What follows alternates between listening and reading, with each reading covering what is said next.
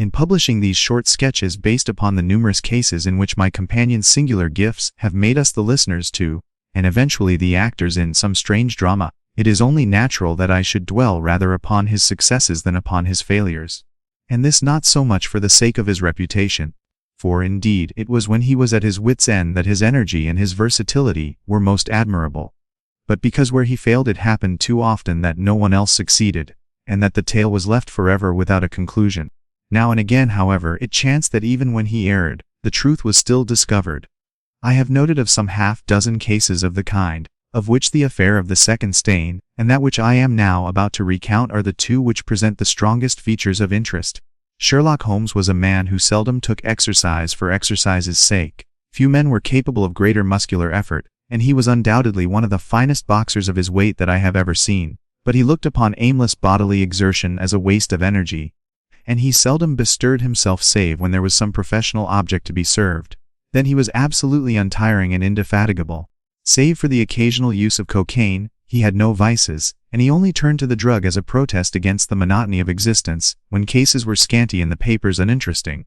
One day in early spring he had so far relaxed as to go for a walk with me in the park, where the first faint shoots of green were breaking out upon the elms, and the sticky spearheads of the chestnuts were just beginning to burst into their five-fold leaves. It was nearly 5 before we were back in Baker Street once more. "Beg pardon, sir," said our page boy as he opened the door. "There's been a gentleman here asking for you, sir." "So much for afternoon walks! Has this gentleman gone then?" "Yes, sir." "Didn't you ask him in?" "Yes, sir, he came in. He was a very restless gentleman, sir, walking and stamping all the time he was here. At last he outs into the passage, and he cries, 'Is that man never going to come?' 'Then I'll wait in the open air, for I feel half choked,' says he. 'I'll be back before long.' And with that he ups and he outs, and all I could say wouldn't hold him back." Well, you did your best. It's very annoying though, Watson. I was badly in need of a case. Hollow! That's not your pipe on the table. He must have left his behind him. A nice old briar with a good long stem of what the tobacconists call amber. Well, he must have been disturbed in his mind to leave a pipe behind him which he evidently values highly." "How do you know that he values it highly?" "Well, I should put the original cost of the pipe at 7 and 6 pence. Now it has been twice mended with silver bands, must have cost more than the pipe did originally. Pipes are occasionally of extraordinary interest. Nothing has more individuality, save perhaps watches and bootlaces. The indications here, however, are neither very marked nor very important. The owner is obviously a muscular man, left-handed, with an excellent set of teeth, careless in his habits, and with no need to practice economy. He has been in the habit of lighting his pipe at lamps and gas jets. You can see that it is quite charred all down one side, and it is all on the right side of the pipe. From that I gather that he is a left-handed man."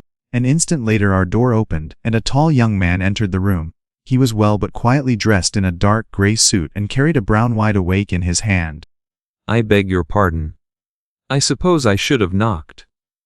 The fact is that I am a little upset, and you must put it all down to that."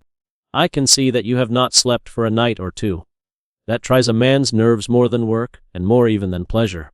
May I ask how I can help you?" "I wanted your advice, sir. I don't know what to do, and my whole life seems to have gone to pieces. It's a very delicate thing. One does not like to speak of one's domestic affairs to strangers, but I've got to the end of my tether, and I must have advice." "My dear Mr. Grant Munro." "What? You know my name." "If you wish to preserve your incognito, I would suggest that you cease to write your name upon the lining of your hat, or else that you turn the crown towards the person whom you are addressing." "The facts are these, Mr. Holmes. I am a married man, and have been so for 3 years. During that time my wife and I have loved each other as fondly, and lived as happily as any two that ever were joined. And now, since last Monday, there has suddenly sprung up a barrier between us, and I find that there is something in her life, and in her thought of which I know as little, as if she were the woman who brushes by me in the street. Now there is one thing that I want to impress upon you before I go any further, Mr. Holmes. Effie loves me. Don't let there be any mistake about that. She loves me with her whole heart and soul, and never more than now. She was a widow when I met her first, though quite young. only 25. Her name then was Mrs. Hebron. She went out to America when she was young, and lived in the town of Atlanta, where she married this Hebron, who was a lawyer with a good practice. They had one child, but the yellow fever broke out badly in the place, and both husband and child died of it. I have seen his death certificate. When we married, my wife made over all her property to me, rather against my will. Well, about 6 weeks ago she came to me. "Jack," said she, "when you took my money you said that if ever I wanted any I was to ask you for it." "Well," said she, "I want £100. I was a bit staggered at this. "What on earth for?" I asked. "Oh," said she, in her playful way, "you said that you were only my banker, and bankers never ask questions, you know. So I had to be content with that, though it was the first time that there had ever been any secret between us." Well, last Monday evening I was taking a stroll down that way, when I met an empty van coming up the lane, and saw a pile of carpets and things lying about on the grass plot beside the porch. It was clear that the cottage had at last been let. And as I looked I suddenly became aware that a face was watching me out of one of the upper windows. I don't know what there was about that face, Mr. Holmes, but it seemed to send a chill right down my back. But as I did so the face suddenly disappeared. But its color was what had impressed me most. It was of a livid chalky white, and with something set and rigid about it which was shockingly unnatural. I approached and knocked at the door, which was instantly opened by a tall, gaunt woman with a harsh, forbidding face. "What may you be wanting?" she asked, in a northern accent. "I am your neighbor over yonder," said I. "I see that you have only just moved in, so I thought that, if I could be of any help to you—" "We'll just ask ye when we want ye," said she, and shut the door in my face. Half in my dreams I was dimly conscious that something was going on in the room, and gradually became aware that my wife had dressed herself and was slipping on her mantle and her bonnet. She wore an expression such as I had never seen before. She was deadly pale and breathing fast, glancing furtively towards the bed as she fastened her mantle, to see if she had disturbed me. Then, thinking that I was still asleep, she slipped noiselessly from the room. I took my watch from under the pillow. It was 3 in the morning. What on this earth could my wife be doing out on the country road at 3 in the morning? "Where in the world have you been, Effie?" I asked as she entered. She gave a violent start, and a kind of gasping cry when I spoke, and that cry and start troubled me more than all the rest, for there was something indescribably guilty about them. "You awake, Jack?" she cried with a nervous laugh. "Why, I thought that nothing could awake you." "Where have you been?" I asked, more sternly. The fact is that I felt as though I were choking, and had a perfect longing for a breath of fresh air. All the time that she was telling me this story, she never once looked in my direction. It was evident to me that she was saying what was false. I went as far as the Crystal Palace. It happened that my way took me past the cottage, and I stopped for an instant.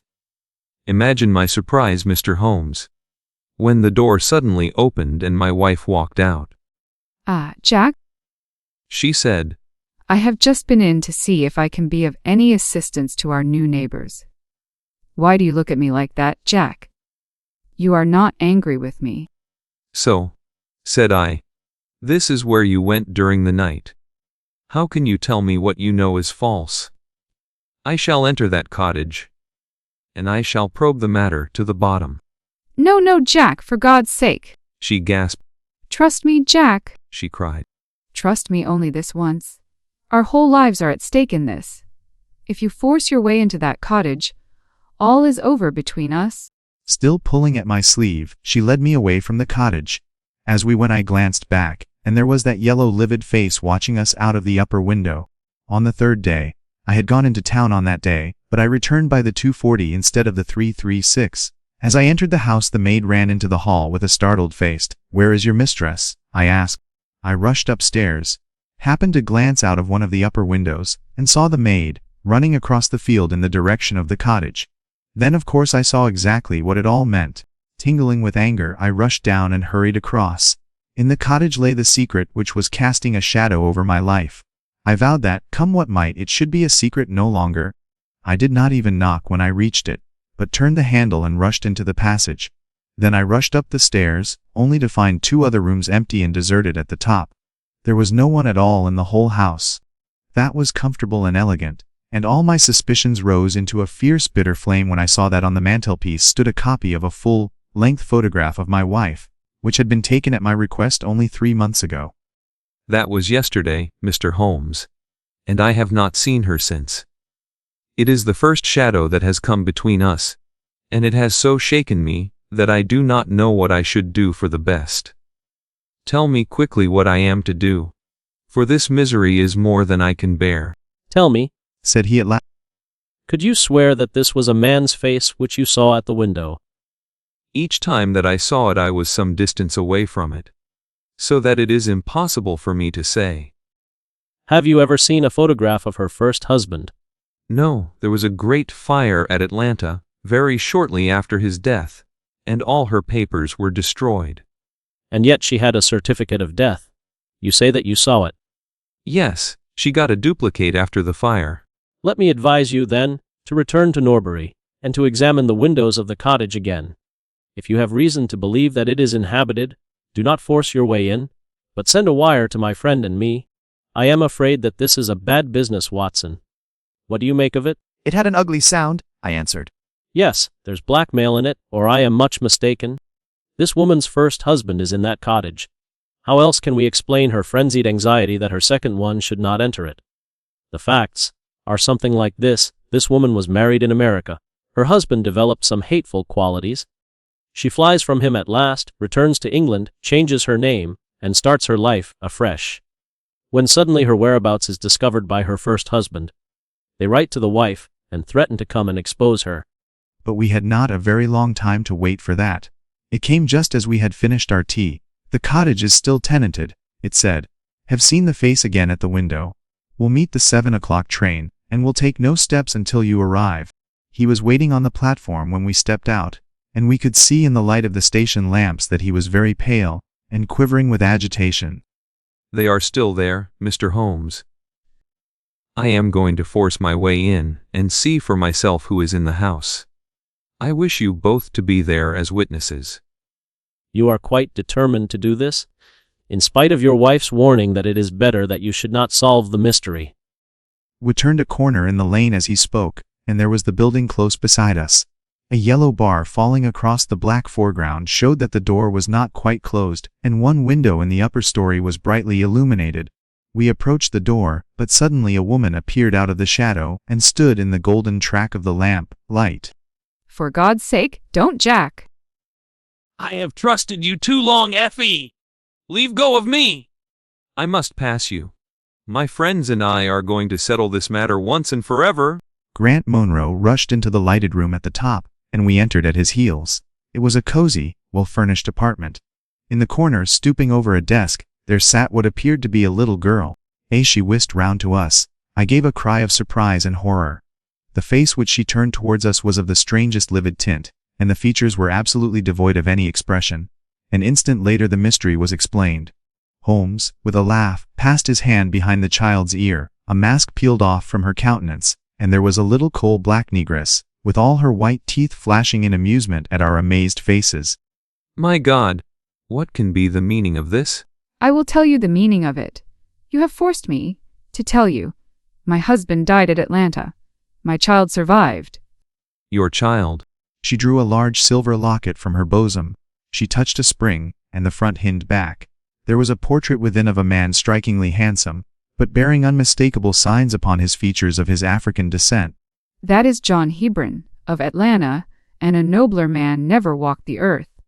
It was our misfortune that our only child took after his people rather than mine. Little Lucy is darker far than ever her father was.